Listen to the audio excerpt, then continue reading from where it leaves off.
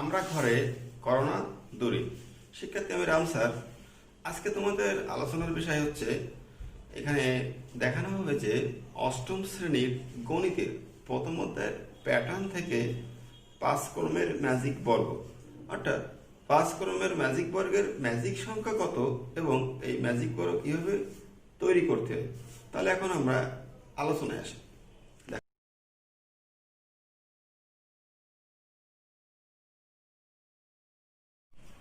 তাহলে লিখি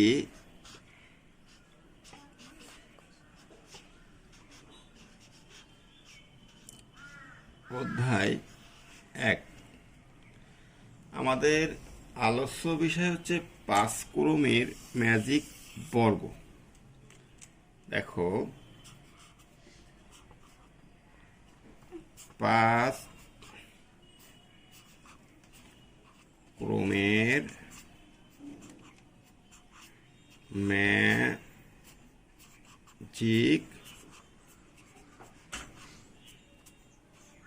বর্গ। আলোচ্য বিষয় কি তাহলে? 5 ক্রমের ম্যাজিক বর্গ। প্রথমে জানতে হবে যে 5 ক্রমের ম্যাজিক বর্গের ম্যাজিক সংখ্যা কত। তাহলে আমরা সূত্রে শিখছি যে পার্ট 1-এ আমরা শিখছিলাম প্রথম ক্লাসে ম্যাজিক বর্গ বা ম্যাজিক সংখ্যা, ম্যাজিক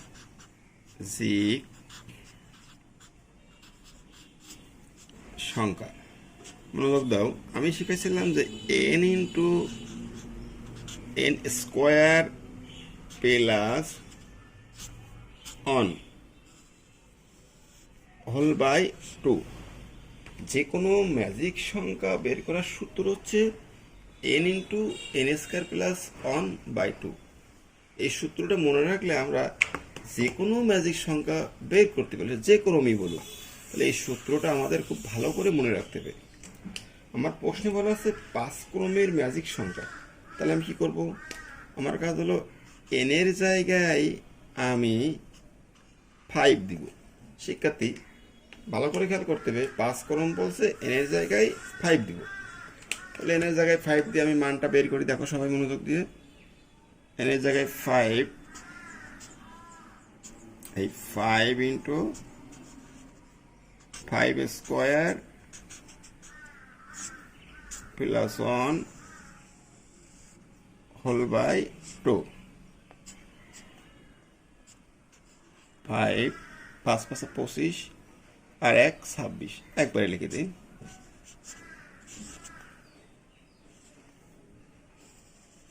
হোল বাই 2। দেখো এখন একটু কাটাকাটি করি আমরা, ছোট কাটাকাটি। 2 দিয়ে 26 কাটলে কত হচ্ছে? 13। তাহলে আমরা পাচ্ছি 5 গুণ 13, অর্থাৎ 5 13 65। তাহলে একটু খেয়াল করো, আমাদের 5 ক্রমের ম্যাজিক বর্গের ম্যাজিক সংখ্যা আছে 65। তাহলে আমাকে ম্যাজিক বর্গটা এমনভাবে দেখাতে হবে যে আমি ডান বাম উপর নিচ কোনাকুনি যাই করি বা যেভাবে যোগ করি আমার ফলাফল আসবে 65। তাহলে আমরা একটু ম্যাজিক সংখ্যা বের করার সূত্রটা আরেকবার ভালো করে দেখি। সবাই খেয়াল করো একটু সূত্রের দিকে। মূল সূত্র হচ্ছে n into n square plus 1 by 2। 5 ক্রম, এই জন্য n এর জায়গায় 5 বসছে। তাহলে 5 into 5 square plus 1 whole by 2। 5, দেখো হিসাবটা কীভাবে করছি, 5 5 25 আর 1 26। 26কে 2 দিয়ে কাটছি 13। 13 গুণ 5, এই 5 গুণ 13, 5 13 65। তাহলে 5 ক্রমের ম্যাজিক বর্গের ম্যাজিক সংখ্যা হবে 65। এখন আমরা দেখাবো কি করে এই 65 বের করতে হবে বা ম্যাজিক বর্গে কীভাবে এটা স্থাপন করতে হবে। তাহলে আমরা এখন ম্যাজিক বর্গ নির্ণয় করি। 5 ক্রমের ম্যাজিক বর্গ নির্ণয় করতেছি আমরা। দেখো 5 ক্রম, আমরা তো আগেই বলছি যে ক্রম হোক তাকে তাই দিয়ে গুণ করতে হবে। 5 5 25। তাহলে 5 ক্রমের ম্যাজিক বর্গে আমাকে 25টি বর্গ তৈরি করতে হবে। এখন 25টি বর্গ তৈরি করার জন্য যেহেতু 5 ক্রম, তাহলে 5টা সারি 5টা কলাম, একটু ঘরটা আঁকি, দেখো তোমরা ভালো করে। কীভাবে ঘর তৈরি করব, প্রথমে একটা বর্গ আমি আঁকি। এই তোমরা একটা স্কেল ব্যবহার করতে পারো, তাহলে সুন্দর হবে। আমি আপাতত স্কেল ব্যবহার করতেছি না, তোমরা সুন্দর করে স্কেল ব্যবহার করে পেন্সিল দিয়ে করবে, অনেক সুন্দর হবে। পাস করুন, তাহলে দেখো একটা, দুইটা, তিনটা, চারটা, পাঁচটা। কী করে হলো এটা বুঝি। 1 2 3 4 5, পাঁচটা হয়েছে। এদিকেও পাঁচটা করি আমরা, একটু দেখি। 1 2 3 4 5। দেখো শিক্ষার্থী, 1 2 3 4 5, 1 2 3 4 5। তাহলে আমি 25টা বর্গ তৈরি করে ফেলছি। তোমরা এভাবে ঘরটা তৈরি করবে। এখন আমি কি করে ম্যাজিক বর্গ নির্ণয় করব, এটা হচ্ছে আমার আলোচ্য বিষয়। দেখো, বিজোড়ের ক্ষেত্রে আমি বলছিলাম সবসময় মাঝখানের ঘরটা ফলো করতে হবে। কি করে? 1 2, থামি এখানে, 1 2, থামি এখানে, একটা ঘর আছে মাঝখানে। মাঝখানের ঘর মানে বিজোড়ের ক্ষেত্রে অবশ্যই একটা মাঝখানের ঘর থাকবে। 1 2 1 2, এই ঘর। বিজোড়ের ক্ষেত্রে মাঝখানের ঘরে আমরা সবসময় অন লিখব। অন লিখছি। এখন দেখো, আমি শিখেছিলাম তীর চিহ্ন ব্যবহার করে যে ঘরে যে মান নিব সেই ঘরের কোনায় আমরা তীর চিহ্ন দেব। কি করে? এই অনের এই কোনায় একটা তীর চিহ্ন দিলাম। এখন আমার কথা হচ্ছে যে এই অনের এখানে তীর, তার মানে এখানে একটা ঘরে 2 বসবে। দেখো এখানে কোনো ঘর নাই। আমি বলছিলাম যে যদি তীরের যে মাথায় যেটা ঘর আছে সেখানে তো ঘর না থাকে, তাহলে ওই তীর বরাবর ওই রেখার একদম নিচে, একদম নিচে এখানে সংখ্যাটা বসবে। তাহলে এখানে হবে কত? 2। দেখো এই হচ্ছে আমার 2। এখন কি করব? নিয়ম অনুযায়ী এই কোনায় একটা তীর চিহ্ন দিব। আমার নিয়ম অনুসারে 3 হওয়ার কথা, যেহেতু এই তীর যাচ্ছে এদিকে, এই ঘর পেয়ে গেছি আমি, তাহলে এই ঘরে হবে আমার 3 দিলাম। এখন নিয়ম হচ্ছে এই কোনায় তীর ব্যবহার করা। শিক্ষার্থী, 3-এর এখানে তীর ব্যবহার করছি, কিন্তু এই পাশে কোনো ঘর নাই। এই ঘর না থাকার সাপেক্ষে আমি বলছি এই রেখা বরাবর, এই যে রেখাটা, এই বরাবর এর একদম শেষ ঘরে পরবর্তী সংখ্যা বসবে। তাহলে এইখানে বসবে কত? 4। দেখো এই 4 বসছে। তাহলে 4-এর এই কোনায়, এই ঘরের কোনায় তীর চিহ্ন দেব। এর পরবর্তী ঘর এই কোনা দিয়ে এই ফাঁকা আছে, তাহলে এখানে ইজিলি 5 বসবে। এই ঘরে বসবে কত? 5। এইখানে তীর দিলাম। শিক্ষার্থী, এই তীর 5-এর পরবর্তী ঘর আগে থেকেই ব্লক হয়ে বসে আছে। যদি এমন হয়, আমি আগে শিখাইছি যে যেমন অনের ক্ষেত্রে হিসাব করি, অনের উপর তীর, এই কোনায় তীর দিলাম, পরবর্তী ঘর নাই, তাহলে সেই বরাবর নিচের ঘরে দিয়েছি। কিন্তু 5-এর ক্ষেত্রে দেখো ঘর আছে কিন্তু ব্লক। যদি এমন হয় যে ঘর আছে কিন্তু ঘরটা ব্লক, তাহলে পরবর্তী সংখ্যা সে ঘরের নিচেই বসবে, মানে 5-এর নিচে বসবে, নিচে। 6, এই কোনায় তীর দিলাম। 6-এর পরে অটোমেটিকলি 7 বসে যাচ্ছে, ঘর আছে, তীর। 7-এর পরে 8, ঘর আছে, 9। এখন মজার বিষয়, 9 বসবে, ঘর নাই। তাহলে শিখাইছি কি? সেই রেখা বরাবর একদম নিচে চলে আসো, এই ঘরে 9, এই বসালাম 9।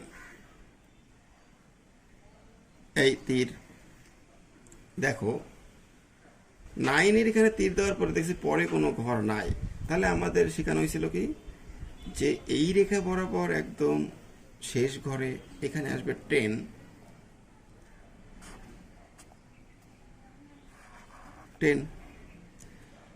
ঠিক এই কোনায় তীর দেব।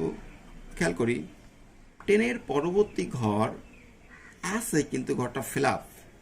আমি আগে শিখেছিলাম যদি পরবর্তীতে ঘর থাকা সত্ত্বেও সে ঘরটা ফ্ল্যাপ থাকে তাহলে পুরো সেই যে সংখ্যাটা লিখছি সেই সংখ্যা নিচে বসবে, নিচে 11। কোনায় তীর, এরপরে 12 জায়গা ফাঁকা আছে, আমরা ইজিলি এখানে 12 লিখতে পারি। তীর চিহ্ন, 12-এর পরে 13 স্বাভাবিকভাবে বসবে, তীর চিহ্ন, 14-এর পরে কোনায় তীর চিহ্ন, ঘর আছে, অটোমেটিকই ঘর আছে আমার, আমি কোনো ঝামেলা যাচ্ছি না, ঘরে বসে দিচ্ছি। 15। আচ্ছা, এখন এই কোনায় তীর, দেখো আমি 15 লিখছি, কোনায় তীর, পরবর্তী ঘর নাই, তাহলে কি শিখেছিলাম? একদম রেখা বরাবর নিচে ঘর ফ্ল্যাপ, নিচে আসছে কিন্তু ঘরটা ফ্ল্যাপ। তাহলে ঘর ফ্ল্যাপ এমন থাকলে এই সংখ্যার নিচে বসবে, নিচে ঘর ফাঁকা আছে, নিচে বসবে কত? 16। এই 16-র কোনায় তীর দিলাম, তীর দেওয়ার পরে এইখানে বসবে 17, কোনো ঘর নাই, এই রেখা বরাবর একদম শেষে এখানে বসবে 17। দেখো এই কোনায় তীর দিলাম, ঘর নাই, এই রেখা বরাবর একদম শেষে আসি, এইখানে বসবে 18।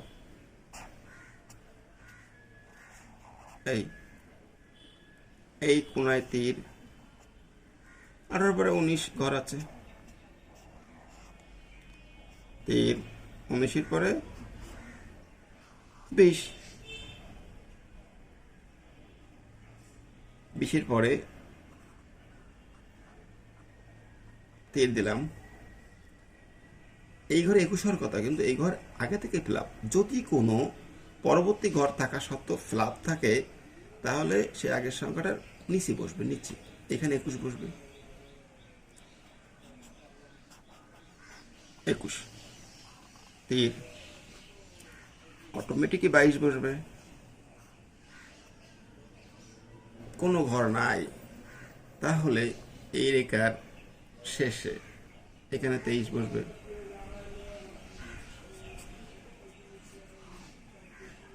এই কোনায় ঘর আছে 24, এই কোনায় তীর, ঘর নাই, একদম শেষ নিচের দিকে 25। তাহলে শিক্ষাতে আমি কি দেখালাম? এখানে হচ্ছে 5 ক্রমের ম্যাজিক বর্গে আমি যেটা বলছি 5 গুণ 5 25টা ঘর করতে হবে। দেখো আমি এখানে 25টা ঘর করছি এবং 1 থেকে 25 পর্যন্ত এই ঘরগুলোতে লিখতে হবে। তুমি যে কোনোভাবে লিখতে পারো 1 থেকে 25, তুমি এমনভাবে লিখবা যেন তোমার 1 থেকে 25 সংখ্যাটা ঘরে বিভিন্নভাবে বসে। তবে খেয়াল রাখতে হবে একই সংখ্যা যেন একাধিকবার না বসে, একের অধিকবার দেওয়া যাবে না, একবারই একটা সংখ্যা বসবে। এখন তুমি এভাবে না করে অন্য টেকনিক ফলো করতে পারো, যেভাবেই করো আমার এক সংখ্যা একবার বসবে। এবং আমি 5 ক্রমের ম্যাজিকই দেখাইছিলাম যে ম্যাজিক সংখ্যা 65। এখন আমি হিসাবটা দেখি অ্যাকচুয়ালি 65 হয় কি না। দেখো 15 যোগ 8 23 আর 1 24, 24 আর 15 আর 8 23 আর 1 24, হ্যাঁ ঠিক আছে, সরি না, 24 24 48 48 আর 17, 48 আর 17 যোগ করলে হয় 65। তাহলে আমি একটু এখানে লিখি ইকুয়াল 65 পেলাম। এখন আরেকটা সবগুলো যোগ করতে হবে তোমাকে, 16 যোগ 14 30, 7 37 আর 5 37 আর 5 42, 42 আর 23 65। দেখো, এখন তোমরা নিজেরা বাসায় বসে যোগ করবে, এই সব সংখ্যা যোগ করবে, এগুলো যোগ করবে, এগুলো যোগ করবে। আশা করি প্রত্যেকটা রেজাল্ট 65 আসবে। সময় স্বল্পতাতে আমি এই ভিডিওতে সবগুলো যোগ করে দেখাচ্ছি না, আমি লিখাই দিচ্ছি, আশা করি 65 আসবে। এখন আমি সারি বরাবর সব যোগ করছি 65, একটা কলম যোগ করে দেখি। এটা 17 আর 23 40, 40 আচ্ছা 44, 44 আর 10 54, 54 আর 11 65।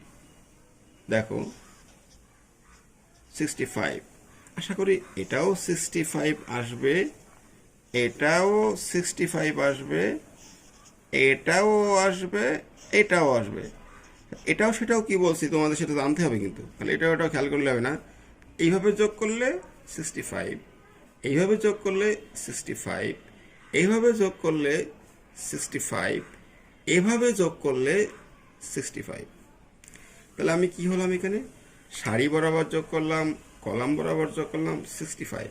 এটা কোনাকুনি যোগ করে দেখি, ভালো করে খেয়াল করো। কোনাকুনি, কোনাকুনি বলতে কেমন বোঝায়? দেখো, এই থেকে শুরু করে এই এক কোনা মানে কর্ণ, এই থেকে শুরু করে এই একটা কোনা, সবাই খেয়াল করতে হবে। কোনাকুনি 11, 11 যোগ 12 23, 23 আর 13 36, 36 আর 14 50, 50 আর 15 65। দেখো, তাহলে এইটা করে পারছি কত? 65। একটু লিখে রাখি এখানে 65। এখন তোমরা নিজেরাই এই কোনাকুনি যোগ করবে, এভাবে। অবশ্যই এটার রেজাল্টও আমার 65 আসবে। তাহলে এখানে কি দেখলাম যে সারি বরাবর, কলাম বরাবর, কোনাকুনি যেভাবে যোগ করি সকল ক্ষেত্রে রেজাল্ট একই আসে, অর্থাৎ 65। এটাই হচ্ছে 5 ক্রমের ম্যাজিক বর্গের তৈরি করা বা ম্যাজিক বর্গ আঁকা। তোমরা এটা বারবার বাসায় প্র্যাকটিস করবে, অবশ্যই পারবে। শিক্ষার্থী, কেমন লাগলো 5 ক্রমের ম্যাজিক বর্গ? এটা ছিল আমার আজকের ক্লাস। তোমরা বাসায় বারবার এটা প্র্যাকটিস করবে, ইজিভাবে পারবে, এবং সবাই ভালো থাকবে, সুস্থ থাকবে। আর প্রত্যেকে আমার এই ছোট্ট মেয়েটার জন্য একটু আশীর্বাদ করবে বা দোয়া করবে। এত ছোট না, বয়স 5+6 কাছাকাছি। ভালো থাকো।